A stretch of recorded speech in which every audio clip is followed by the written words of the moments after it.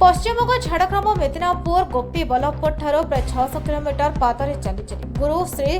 श्यामानंद शिष्य श्री ऋषिकांत प्रभु तांकर पुत्रांक सहित प्राय 400 जन श्री चैतन्य धर्मावलंबी भक्त पुरी ठारे आसी पहुंचवा पर श्री जगन्नाथ संस्कृति विशारद डॉक्टर चंद्रशेखर दास आयोजन क्रमे तन्मध्यरु केतेजन साधु सन्त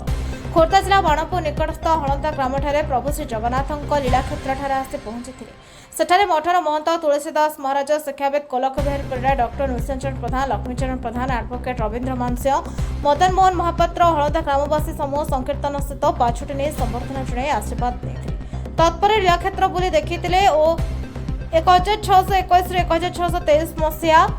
अहमद बेग शासन काल श्री जगन्नाथ के अंधारी महिमा ठारे लुचाई रखा जाइतिबा ग्रामवासी को क्षेत्र में महिमा संबंध विस्तृत विवरणी दे खोर्धा जिला बाणपुर सोनू दर्शन का रिपोर्ट आवाज ओडिशा।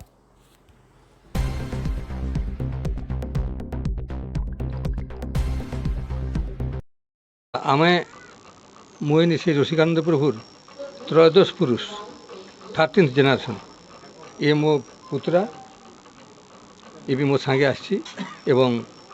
बहु भक्त आम सांगे लेकर आसु गोविलपुर प्राय 250-300 भक्त ले आसु आम एटुक वर्ष कम आसन गाड़ी रे आसन चली चली आसन बहुत भक्त समस्ते बाकी समस्ते पुरी रे अवस्थान कर स्थानटी गोपनीय स्थान कारण एटी जगन्नाथ बलराम सुभद्रार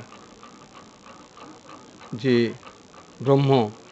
से लुकायित थिले एवं श्यामानंद ऋषिकानंद द्वारा से सब पूजा परिचर्या सब परिचालित होते एवं गोटे अद्भुत आश्चर्य जिनस एठी श्यामानंद ऋषिकानंद ये पहाड़ ऊपर से राधाकुंड श्यामकुंड प्रतिस्थापन करते जा पानी रे देवंकर सेवा होता है तो यही सब जगह लुकायित थिला आज आज भक्त मन का स्थानीय भक्त मन का सहयोगिता ये आम उद्धार करार चेष्टा करूँ एवं बहुत उन्नति हो आस्ते आस्ते धीरे धीरे होती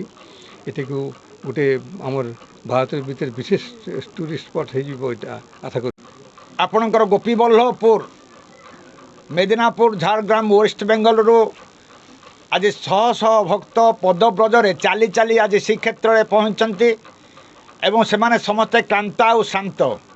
600 किलोमीटर पादरे चलिकी आसचंती सेमानक भितरु केते जन को आमे बस रे से माने चाहिए जे जेउठी 1621 रु 1623 महाप्रभु को अहमद बेग समय रे जगतरनाथ जगन्नाथ बलभद्र सुभद्रा यही ठाकुरंकर जेते बड़े अहमद बेग तांको उपरे अत्याचार करिवार योजना करिछि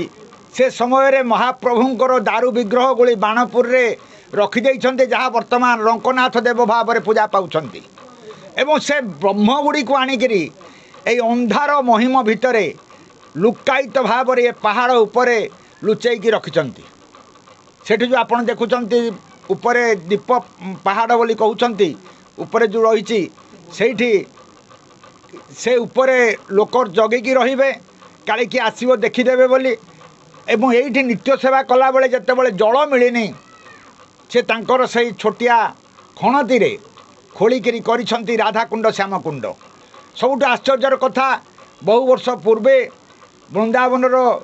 गुरु सेवाधिकारी श्यामसुंदर जीव जेतेबेले राधा श्यामसुंदर जीव मंदिर सेवाधिकारी श्रीकृष्ण कृष्ण गोपालानंद देव गोस्वामी जेतेबेले एठी आसिकी गोटे आरंभ कले सेतेबेले जनेक भक्त वृंदावन ये जल नहीं जाइथिले आमे यार महिमा एत किसी जान नथुलु परवर्ती समय रे से मामू कहले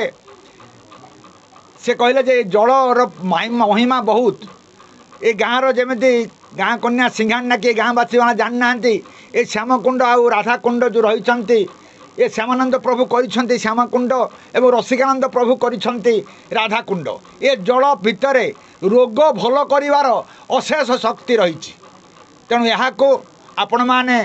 जलपान करेंगे एवं मस्तक छिंची हे निश्चित भाव में आरोग्य लाभ करेंगे। राधे राधे, ओहो भाग्य आज मेदिनापुर सुदूर मेदिनापुर आसी पहुँची श्यामानंद प्रभु रसिकानंद प्रभु जेउठी एटी 2 वर्ष काल ରହିଛନ୍ତି ବ୍ରହ୍ମଙ୍କର ସେବା କରିଛନ୍ତି ସେ ଜାଗାରେ ଆପଣମାନେ ପହଞ୍ଚିଛନ୍ତି ଏବଂ ଆମର ଗୁରୁଦେବ ଶ୍ରୀକୃଷ୍ଣ କେଶବାନନ୍ଦ ଦେବ ଗୋସ୍ୱାମୀ ଆସି ପହଞ୍ଚିଛନ୍ତି। ଓହୋ ଭାଗ୍ୟ ସମସ୍ତେ ତାଙ୍କ ପାଦ ଚରଣରେ ଆମେ ପାଦରେ ପ୍ରଣାମ ଜଣାଇମା। ରାଧେ ରାଧେ।